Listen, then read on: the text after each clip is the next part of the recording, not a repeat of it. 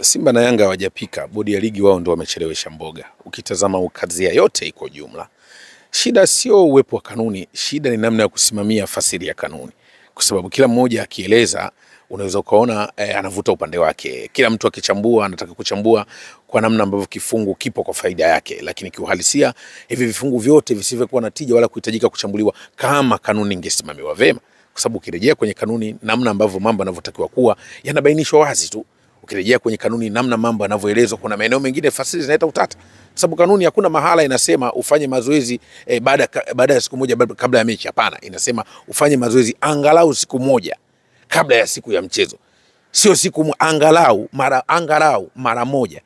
Kanuni inasema ufanye mazoezi angalau mara moja kabla ya siku ya mchezo. Lakini turudi sasa, kwa nini mtu kutoa taarifa nani yakufaa? Unajiuliza ni nani hasa aliyetakiwa kujua mchakato ukoje? Nadhani ni bodi ya ligi chini ya kamati yake ya usimamizi wa ligi. Sasa athari inatoka kwenye tabia yetu ya kupendelea na kujaribu kusaidiana kwenye kila eneo. Sasa hivi bodi ya ligi imegawanyika kwa matabaka ya utimu, na hasa inapofika maslahi ya vilabu vikubwa ambavyo vina mashabiki wengi kuliko timu yoyote. Ndio maana unaweza kuona kuna kwa sasa kama kuvutana miguu. Na siku za hivi karibuni tunafahamu rekodi ambayo imewekwa katika maamuzi ya bodi ya ligi na namna ambavyo Simba wanalalamika, lakini wakati mwingine Yanga Africans wanalalamika. Wiki iliyopita imetoka taarifa hapa ambayo kuthibitishwa na bodi ya ligi wakimtuhumu Ally Kamwe kwamba kaadhibiwa na kamati ya maadili. Lakini utakumbuka pia alifika mbele ya kamati ya maadili. Lakini kilichomfikisha mbele ya kamati ya maadili Ally Kamwe ilikuwa ni malalamiko yake pia dhidi ya mwenendo wa ligi na wasiwasi wake dhidi ya viongozi wa bodi ya ligi. Lakini kando na hapo, Simba nao tumewasikia wakati mwingine na wakilalamikia bodi ya ligi. Lakini tukirejea wote, Simba Yanga wanalalamikia bodi ya ligi. Simba wamelalamika bodi ya ligi kwamba wanataka waone wanashughulikiwa wale wote waliovunja kanuni. Yanga Africans wametoka na msimamo, wanalalamikia bodi ya ligi na kutoa msimamo bodi ya ligi ivunjwe. Sasa ukiangalia hakuna kitu kingine zaidi ya kutunishana misuli kwa maslahi. Yanga anasimamia maslahi yake, Simba anasimamia maslahi yake. Ndio tunasema hapa bodi ya ligi kwa Simba na Yanga, yani Simba na Yanga wamechelewa kupika kwa sababu bodi ya ligi hajapeleka mboga. Mboga ni nini? Mboga ni kusimamia kanuni. Shida ni kwamba hatusimamii kanuni kwa sababu kwanza upendeleo, kuogopana, lakini wakati mwingine kuhofishwa na watu wenye maslahi na hizo kanuni. Moja kitu ambacho kinaathiri mpira wake. Sasa huu upo katika utamaduni wa muda mrefu ambako mara nyingi tunaonekana wabaya. Na utamaduni wa Mwafrika, mtu anayesaka haki anaonekana mchonganishi. Kwa hiyo yeyote hapa anayetaka kusimamia haki yake anaanza kuonekana mchonganishi. Lakini kwa nini? Ni kwa sababu haki haikutendeka mapema. Kwa hiyo ndio eneo ambalo linafanya mpira wetu uwe na vuta nivute nyingi. Sasa hivi tunaona Young Africans nao wamepunguza mchuzi, wameongeza chumvi. Maana yake chakula hakiliki tena. Lakini ukitoka hapo Simba Sports Club nao wamekamata pale pale kwenye moto wao. Wanasema moto wa ubani wewe hawajaongezea jivu. Maana yake unawaka kama ulivyo.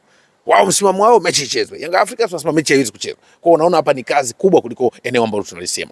Kwa hiyo bila kuwa na usimamizi mzuri wa kanuni, hata vipengele vya kanuni vifasirike haviwezi kutufikisha mbali. Kwa sababu tunakubali kwamba watu ndio wanatengeneza mfumo. Mfumo hautengenezi watu.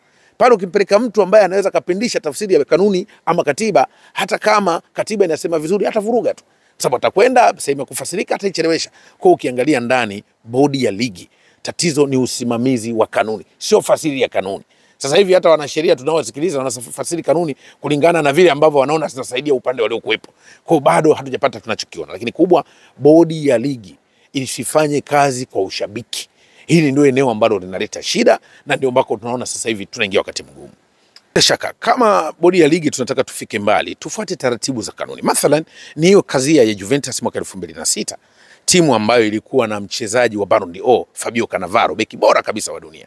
Toka Ballon d'Or na timu yake ya taifa ya Italy, kawa Ballon d'Or ambaye wakati wote tunakumbuka baada ya timu kushushwa daraja, yeye ndo alitimkia Real Madrid, lakini wenzake wakina Gattuso utakumbuka wale wakina Pirlo walibaki na timu kuipandisha daraja. Sasa wenzetu hawakuangalia ukubwa wa timu, waliangalia kanuni. Sisi tukifika kwenye kanuni tunaanza kuburuza miguu, tunaangalia ukubwa wa timu. Ndio maana hizo timu zinafanya mambo mengine ambayo tunashangaa. Hawawezi kusimama na kufanya maamuzi kwa usahihi kwa sababu kuna maslahi kwa ukubwa wa timu. Huu ni udhaifu mkubwa wa bodi. Kwa sababu hata haya maamuzi